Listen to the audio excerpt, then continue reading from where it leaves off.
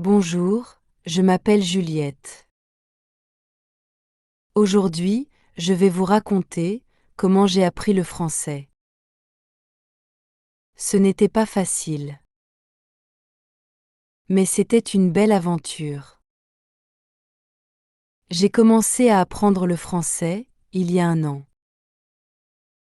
Au début, je savais seulement quelques mots simples. Je connaissais les mots bonjour, merci et au revoir. Mon premier contact avec le français a été pendant un voyage à Paris. Un jour, j'ai pris le train pour visiter cette belle ville. Dans le train, 2 hommes étaient assis avec moi. Ils parlaient français, mais je ne comprenais pas beaucoup. J'étais curieuse et j'ai décidé de leur parler. J'ai utilisé les mots que je connaissais pour dire « Bonjour, j'apprends le français ». Les 2 hommes ont souri. Ils m'ont dit qu'ils venaient de Lyon. Ils m'ont aussi posé quelques questions simples. Notre conversation a été courte, mais elle m'a donné confiance. Avant de quitter le train, ils m'ont donné leur numéro de téléphone. Ils m'ont invité à les visiter à Lyon. Ce petit échange m'a motivée. J'ai décidé d'apprendre le français plus sérieusement. Quand je suis rentrée chez moi, j'ai commencé une nouvelle routine. Chaque jour, je lisais des livres simples. Après cela, je regardais des films en français, avec des sous-titres. J'écoutais aussi de la musique française. Cela m'aidait à apprendre du vocabulaire et à comprendre la prononciation. Après 6 mois, je comprenais mieux les conversations. Je voulais encore progresser. Alors, j'ai pris une grande décision, partir vivre à Lyon pour suivre des cours de français. Le premier jour à l'école de langue, j'étais un peu nerveuse. J'avais peur de ne pas comprendre les autres élèves. Je me demandais si je serais capable de parler devant tout le monde. Mon cœur battait très vite. Après être entrée dans la salle, j'ai vu un sourire chaleureux. C'était le sourire de notre professeure, Madame Rosalie. Elle avait l'air gentille et amicale. Madame Rosalie nous a accueillis. Elle a dit : « Ne vous inquiétez pas, ici, on apprend ensemble. » Ces mots m'ont calmée. Elle a expliqué que sa méthode était différente. Elle voulait que nous utilisions le français tous les jours. Cela devait être dans des situations simples. Elle a insisté : « Ne vous concentrez pas seulement sur la grammaire. Parlez, écoutez et vivez en français. » J'ai beaucoup aimé cette approche. Je n'aime pas apprendre seulement avec des règles et des livres. Ensuite, elle nous a demandé de nous présenter. Nous avons formé des petits groupes. Chaque élève devait dire son nom, son âge et ses passe-temps. J'étais encore un peu stressée, mais j'ai commencé : « Je m'appelle Juliette. J'ai 22 ans. J'aime lire et voyager. » C'était court, mais c'était un début. Plus nous parlions, plus je me sentais à l'aise. Cette activité nous a beaucoup aidés. Parler en petits groupes est moins intimidant. Cependant, parler devant toute la classe reste très stressant. Nous avons appris à mieux parler. Pendant cette activité, un élève a levé la main. Il a posé une question. Il a demandé: comment pouvons-nous apprendre le vocabulaire plus rapidement? Madame Rosalie a souri et a donné un conseil simple. Lisez chaque jour, pendant 30 minutes. Choisissez des textes faciles et intéressants. Elle a expliqué que lire régulièrement est très efficace. Quand vous lisez souvent, vous voyez les mots plusieurs fois. Votre cerveau les mémorise plus facilement. J'ai trouvé cette idée très utile.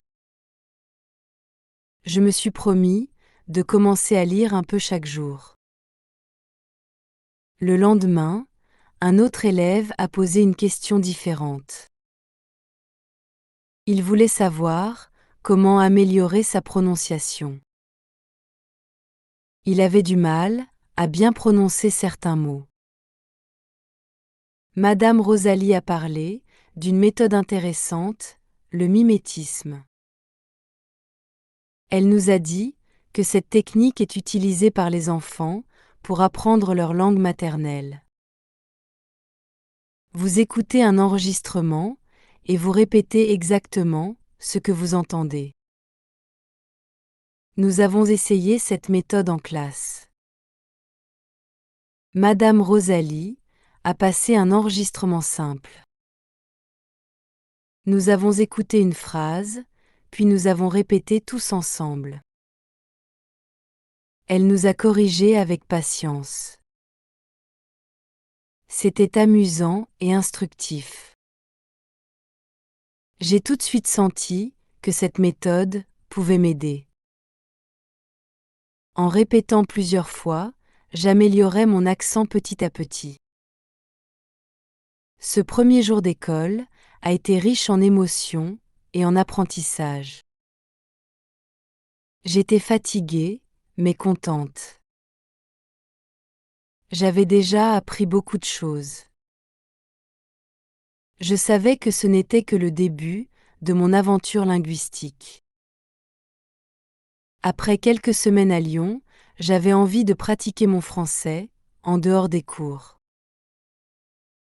Je savais que parler uniquement en classe ne suffisait pas. Il me fallait plus de pratique dans la vie quotidienne. Je voulais entendre le français dans des situations réelles. Je voulais aussi parler avec des Français. Un jour, j'ai décidé d'aller au centre d'emploi. C'est un endroit où l'on cherche du travail. J'étais un peu stressée. C'était la première fois que je faisais cela en français. Mais je me suis dit, c'est une bonne occasion de pratiquer. Quand je suis entrée, une dame très gentille m'a accueillie. Elle m'a demandé ce que je cherchais. J'ai répondu avec mes mots simples. Je cherche un petit travail pour pratiquer mon français. La dame m'a dit qu'il y avait un poste de serveuse disponible.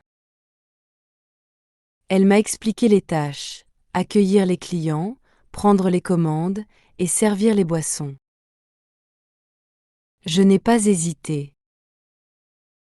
J'ai tout de suite accepté. Ce travail était exactement ce qu'il me fallait. Je savais que ce serait difficile au début. Cependant, c'était aussi très utile pour mon apprentissage. Le premier jour, j'étais un peu nerveuse. J'avais peur de faire des erreurs devant les clients. Quand un client est entré et m'a dit « Bonjour », j'ai répondu avec un sourire: « Bonjour, comment puis-je vous aider ?» C'était une petite phrase simple, mais pour moi, c'était un grand pas. Au début, je faisais beaucoup d'erreurs. Parfois, je confondais les mots. Par exemple, je disais sucre au lieu de sel. Heureusement, les clients étaient patients. Ils me corrigeaient avec gentillesse. Ils ne se moquaient jamais de moi. Ils m'encourageaient même à continuer. Petit à petit, j'ai appris beaucoup de mots, liés à la nourriture et aux boissons. Je savais dire café noir, thé au citron, croissant, et bien plus encore.